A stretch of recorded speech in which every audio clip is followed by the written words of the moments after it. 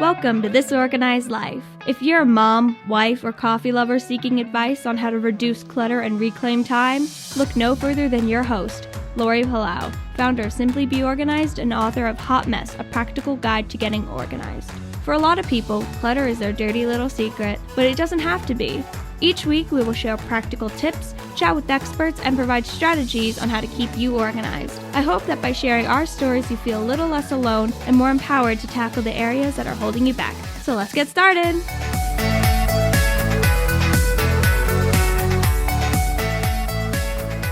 Hey everybody, and welcome to today's episode of This Organized Life podcast. I'm your host, Lori Palau, and I am coming to you today solo to talk about one of my favorite topics that is super relevant this time of year, navigating the 3 types of clutter during the holidays.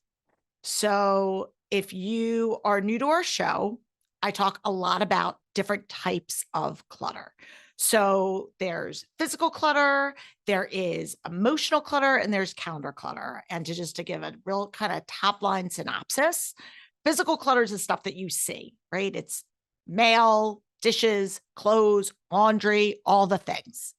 Emotional clutter stems from guilt and fear, and a lot of times that's sentimental, what if, all of these emotions that come up. And then calendar clutter is the result of having too much to do and not enough time to do it, or not using your time efficiently. So what we are going to do today is, these could be relevant at any time, let's be honest. But what I really want to do today is unpack how these can show up specifically during the holiday season. I can tell you from personal experience, this is a crazy time in our life. And fortunately for us, it's a lot of good things that are going on, but they're things nonetheless. And I know that regardless of whether it's celebratory or if you're dealing with stuff that is maybe a little bit more on the somber side of things, the feelings of overwhelm are there regardless. And I talk to a lot of people that are like, I really don't have business feeling stressed and overwhelmed because it's all about good things. And what I want to say to people is it's all about perspective. You feel how you feel, and overwhelm is overwhelm. And yes, there's degrees of whether somebody's feeling overwhelmed over something that's tragic that's going on, or just life. Life is busy. And I think we need to be able to recognize and just have a little bit of grace for ourselves and for the things that need to get done. That being said, we don't want to sit and wallow in it. We want to say, okay, how can we use this and then take action on it, whatever that looks like. And maybe that action is just letting some things fall by the wayside temporarily, what I call situational clutter. Just, this is a busy time. We're going to just have to kind of loosen the reins, and not everything is going to be so buttoned up. Or maybe it means that we're going to be delegating things, and we're going to say, you know what? Instead of me cooking 5 nights a week, we're going to order out for the next couple of weeks because things are crazy. Or I'm going to have my kids help decorate the Christmas tree, even though they don't do it perfectly, it's going to get done. And so, thinking about all the different things that we have. So what I wanted to do was talk about some specific areas that I know are stressful for me. And I feel like if they're stressful for me, they're probably stressful for you. So, in no particular order, here we go. Calendar. Now, I know that's a big, broad stroke, but when I think about all of the things and I look at all that I want to accomplish within the next few weeks before the end of the year, I can start to break out in hives because I'm trying to wrap up things for my business. I am trying to take care of, let's just start by like all the regular things that have to happen in your house and your life, which is cooking, cleaning, laundry, meals, grocery shopping, all the day-to-day stuff that is just kind of that hamster wheel stuff. And then on top of it, you've got all of these other things, whether they are holiday parties, or maybe you're invited to a cookie exchange and now you need to bake cookies for that. Or you're sending out holiday cards, and so you need to create them. Hello, that was me. looking through, probably wasted a couple hours or spent however you want to look at it, looking online to find what's the best picture, what is the best card. And before I know it, it was literally like 2 hours of a Sunday that was gone. So, I mean, things just eat up our time more than we actually want or kind of care to like acknowledge. And so just looking at all of the things is, having that honest conversation with yourself, I think is really, really important. And then it's about prioritizing. What do I really need to do? What here do I need to do? What is the time frame that these things need to get done? And what are the things that only I can do? And then what are the things that I can either delegate or delete? Because ultimately, there's three things you can do. You can do it yourself. I call it the 3Ds. You can do it yourself. You can delete it, get rid of it altogether, or you can delegate it to somebody else. That's it. So if you don't do one of those three, that's when clutter results. So if you want to try to keep clutter at bay, you have to choose one of those things.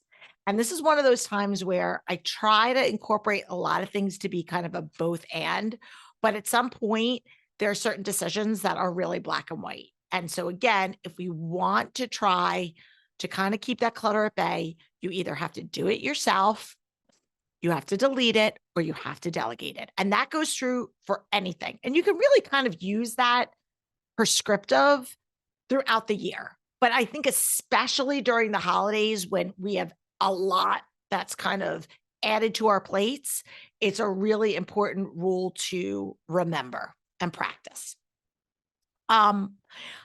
Wrapping. Wrapping gifts is fun for me, but it can also be a little bit stressful. So I know we've touched on this in previous episodes, but there's different schools of thought. There are some people that like to wrap as they go. They get a gift, they wrap it. There's other people that, say, I'm going to collect all my stuff and wrap in an afternoon or a weekend, or I'm going to wrap a little bit each day. There's not a one size fits all like everything else, but I think you need to figure out what system works best for you. A lot of my professional organizing clients, and it's funny, we did this years ago, is we started to, my girls, because they were teenagers at the time, started saying, hey, do you want to wrap gifts for some of our clients? So we kind of added it on as like an add-on service to some of our existing clients that we knew were kind of overwhelmed during the holidays. And it was a way for my girls to make a little extra money. And we just kind of added on this little gift wrapping service. And it wasn't anything that we necessarily marketed a lot. It was just kind of word of mouth. And it started with a few of our clients and then kind of spread within our community. And so we had little elves working, and it was great. And it's funny because I've noticed a lot this year in particular, a lot of our SBO partners are offering gift wrapping services for their clients. And I got to admit, if you're a busy parent and you've got littles at home, so you like need to be wrapping in the off hours, or you've got elves that are like little looking all looky-loos all over the place, outsourcing this to somebody that can just do it for you might just be the way to go. Like, I think sometimes throwing money at a problem is not a bad thing. I got to be honest with you. And so think about that. It can take the fun out of things, right? Just like cooking. I love to cook, but when you are under the gun and there's pressure to do things, it can kind of take the fun and the joy out of the actual act itself. So if it's just adding stress to your plate, there are alternatives. Other things, and we've talked about this on past episodes, when it comes to wrapping, if you are going to be wrapping yourself, keep it simple. Whether you are saying, I'm going to do a different gift wrap for each kid, or I'm going to do generic wrapping for everybody, and then maybe switch out a ribbon or switch out a bow. And that way it is super simple, and you don't have to have that mental load of wrapping and who got this and who got that and what am I dressing for this. And you can also be more intentional about how much wrapping you're buying, because as opposed to having like 10,000 different types of wrapping paper, which can again just result in physical clutter, you can be really intentional about, I'm only limiting to these 3 or 4 types. So again, I don't want to take the joy out of it for you. If wrapping is your jam and you want to make it like a whole big to-do, go for it. But again, I just want it to be done with intention. So that's pretty much the common theme. All right. Opening the mail. Now, guys, I am all about opening the mail on the daily anyway. That way you can immediately just recycle the stuff or don't even bring it in your house to begin with. And then create your action file, which is things for you to do, pay a bill, RSVP to something, or your reference file of anything that you need to keep or save. So, again, that's kind of my rule of thumb when it comes to opening your mail.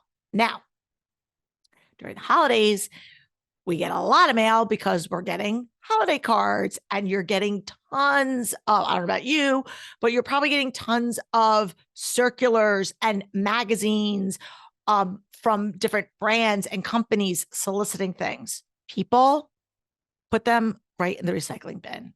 Don't even, not the Christmas cards. Don't put those in the recycling bin, but any of those like direct mail pieces that you're getting from companies, just put them right in the recycling bin. There's no need for you to even bring that into your house. You can go online and find everything that you need there without having that physical clutter. So please don't have stacks and stacks and stacks of holiday circulars sitting on your kitchen table, coffee table, wherever. Now, as for the Christmas cards, here's what I do. So again, people have different storage mechanisms for how they display or store their Christmas cards. One of the things that I don't know about you, but sometimes I have outdated addresses for people, or I'll have somebody new that they added me to their list. So I'll get a Christmas card from somebody who I might not send a Christmas card to, and I would like to reciprocate, or again, update they've moved. So I have a little like letter bin. It's just actually a repurposed little wooden kind of tray, if you will, but it's got sides to it. And I just take those envelopes of either somebody I need to add to my Christmas list or somebody I need to update their existing address, and I put them there so that I know when I'm going to address my Christmas cards. And by the time this drops, many of you guys have already done this. So if you've already done it, this is a great tip for next year. But take those envelopes and just put them to the side, but like corralled so that you have them. And then when you go into your address book, whether that's hopefully digital, you can just go ahead and either add or update those people. And then once you have that updated, then you can recycle the envelope. You don't need it. And then displaying Christmas cards. A lot of people are like, how do you display Christmas cards? I've done all different types of things. One of the things I did for years, and this was great, especially when my kids were younger and they were at home and they would like to look at the different cards that would come in, is I just took like a piece of grosgrain ribbon and I would just attach it over, like we had those like louver blinds, and I would just staple it, just take a staple gun and you staple the grosgrain ribbon like around the top to make a loop. And then you just have a solid piece of ribbon that went down to, just above the floor. And I would just staple each of the cards. So, cause you do tape and it falls off. So I would just quick staple the cards all down the ribbon. And then once that was complete, I would add another ribbon.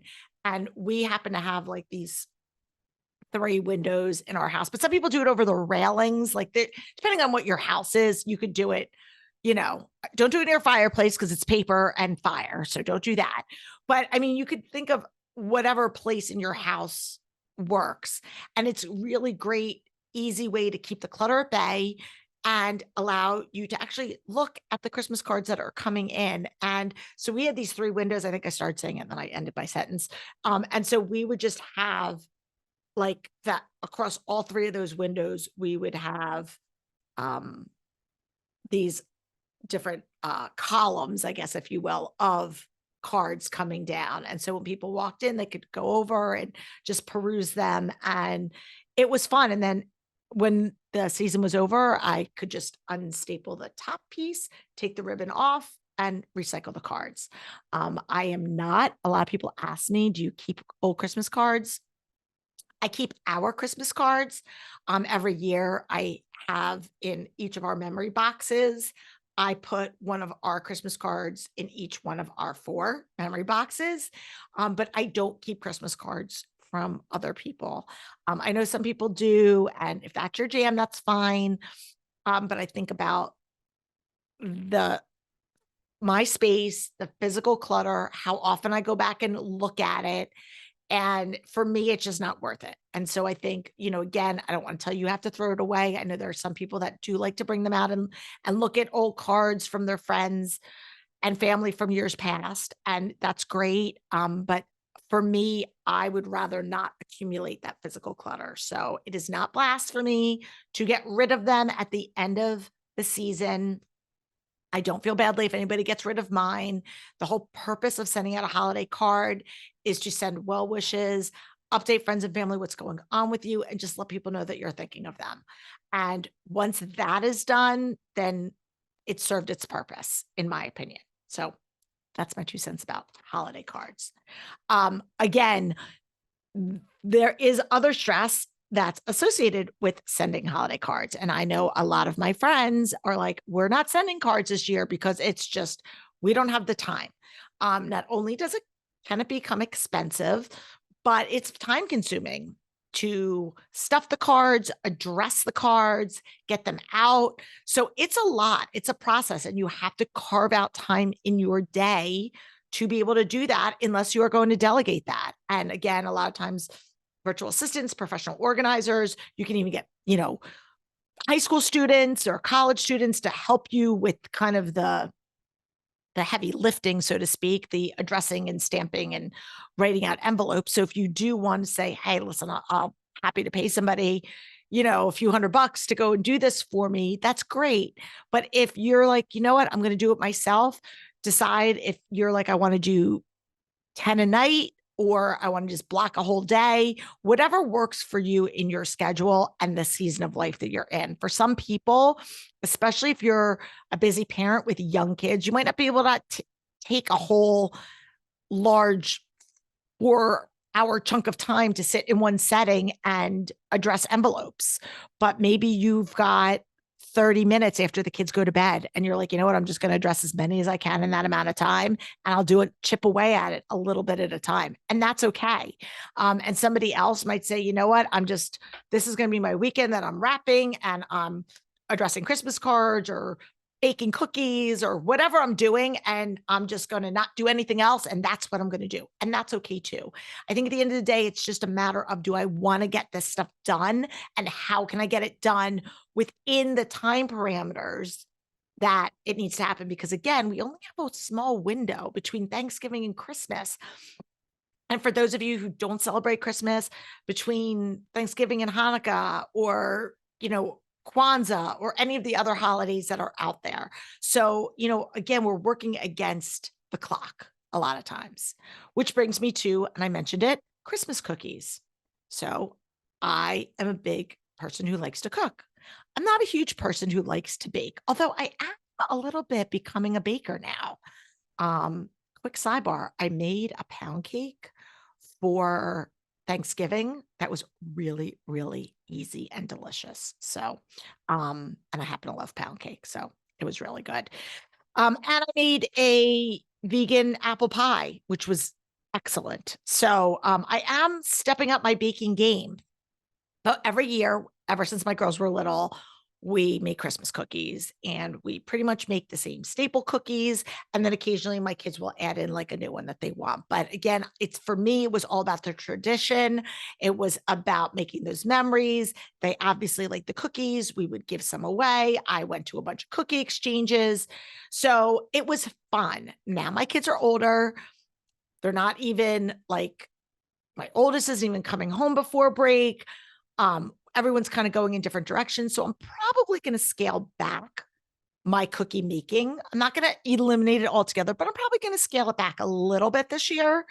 And that's okay. Again, we go through seasons. Maybe this is a busy year for you. Maybe you've got a lot of stuff going on and you just need to hit the pause button. So just because you've been doing stuff every year, if something changed this year and you can't do it, whether that means I'm not going to send out the cards or I'm not going to make Christmas cookies or whatever it is, don't shame yourself. Like it's okay. I would rather see somebody create more margin in their day than do something and become a martyr. So think margin and martyr. Where do I fall in that spectrum?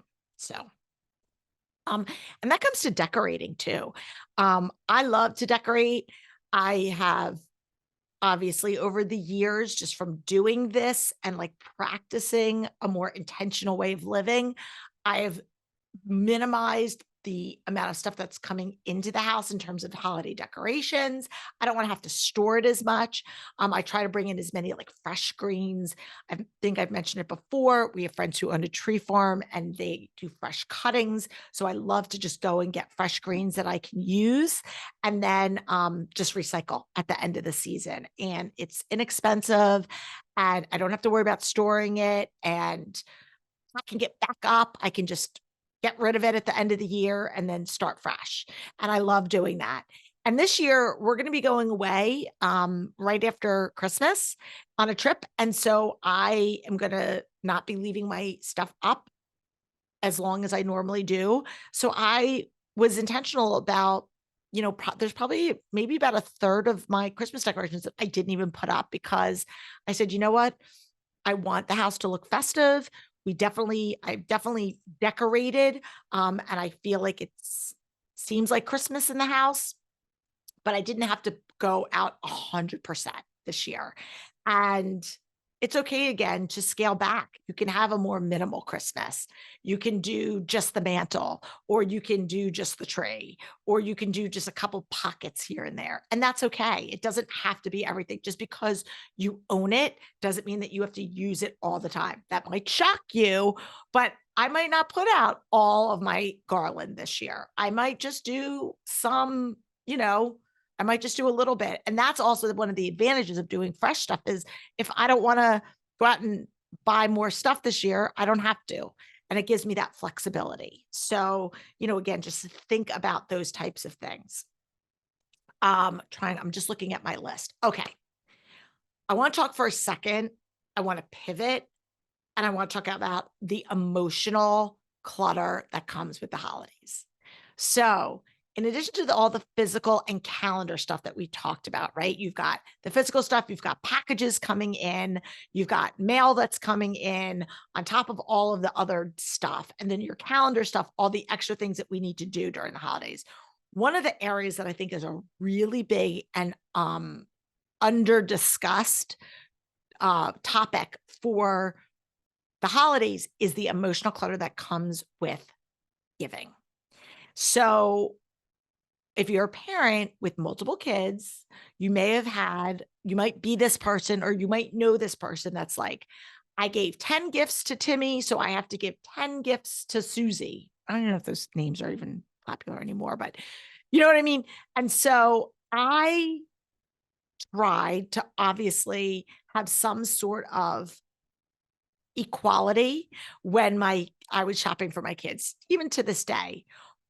However, you can drive yourself crazy with just trying to match number for number. And again, there's a lot of times where, okay, someone may have 3 gifts, but those gifts are valued at $2,000 because somebody's getting a computer and whatever, versus somebody else who's getting a bunch of toys that are $12.99 each. So again, you need to look at kind of the whole picture of what you're giving. And what I don't want to see, and what I have had people come to me and say is, I've put myself in a hole because of emotional guilt to either keep up with the Joneses of I have to give because this is what is expected of me, or I'm going to put myself in a hole, even though I can't, this might be a tight year. Listen, inflation is real. This is a real thing, people. And you may have to scale back what you've done in the past. Maybe this is not the year for you to go crazy. And so you just pick a few different things that matter to you. We just had our holiday gift guide with a ton of great, products, resources, uh, companies that are, doing amazing things. So maybe you just be real intentional about these things. But guilt plays a really big role. And what I see is so much of the procrastination where people are like, well, I'll just deal with it later. And dealing with it could mean dealing with the financial repercussions of getting that credit card bill or putting yourself in a hole for overextending yourself, or the physical procrastination of I'll deal with it later. And then you have a bunch of stuff and you're like, I have nowhere to put this. So now that's adding a whole other layer of stress. And so I want people to really, for a second, hit the pause button, because we're all going a million miles an hour during this holiday, like this rush between Thanksgiving and Christmas. And so I want you to hit the pause button and think about getting your emotions in check and recognize, am I spending? Am I buying? Am I doing these things? Am I going to the cookie party out of guilt because I feel like I should, rather than I really need to spend that time at home addressing things here? Or maybe I just don't have the time to cook this year or bake this year, so I'm not going to go. Or maybe you tell your friend, I would really love to come to your party, but I am so like strapped between work and life that I don't have time to bake 4 dozen cookies. So can I just like bring a bottle of wine and come? Most people just want to be around community. They want to be around the people that matter to them. And it's the cookie tray or the ornament party or even just the Pollyanna Christmas gift is really probably the least important. And it's really more about you and the relational piece.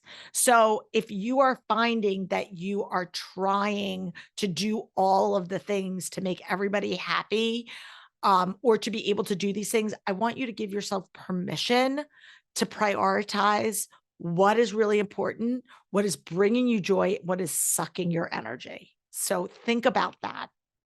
And again, it's okay to say, I can't do this in this season right now. So, as we kind of wrap this up, because I wanted this episode to really just be a reinforcement to hopefully things you already know, maybe giving you some grace and permission, not that you need it from me, but just that validation of saying, hey, it's okay for me to RSVP that I can't make it to this, or it's okay for me to just do a quick pop in, or it's okay for me to say, I'm not going to be, the homebrew mom that's going above and beyond, and not shaming myself for that, because we all have a limited time and limited resources. And really, again, the true meaning of the holidays are to be with your loved ones and appreciate uh, why we're here, how we got here. Um, and it's less about the stuff. It's, we all like stuff or presents and being with people and the pretty decorations and the yummy cookies and the great cards, but being with our community, our friends, our family, and just really showing our appreciation for, again, the fact that we're able to celebrate the holidays, whatever holiday you celebrate, and just give thanks. And if you're a parent, setting that example for your kids is priceless. I think that's so, so important. So again, I want you to exhale. It's something that I'm practicing all the time, writing lots of lists, checking things off my lists. And we're here. If you are going to be doing a lot of binge wrapping or addressing, pop your headphones in and listen to some of our back episodes. If you're new to our show, we've got over 300 episodes. We are so grateful for everybody who tunes into our show each and every week. If you like our show, make sure you do click the subscribe button. That way new episodes get downloaded each and every week.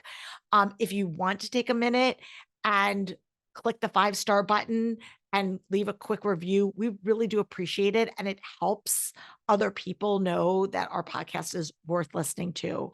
And so we continue to put this out here as a free resource for you guys each and every week, because we want you to feel less alone and more empowered to tackle the clutter in your life and the areas that are stressing you out.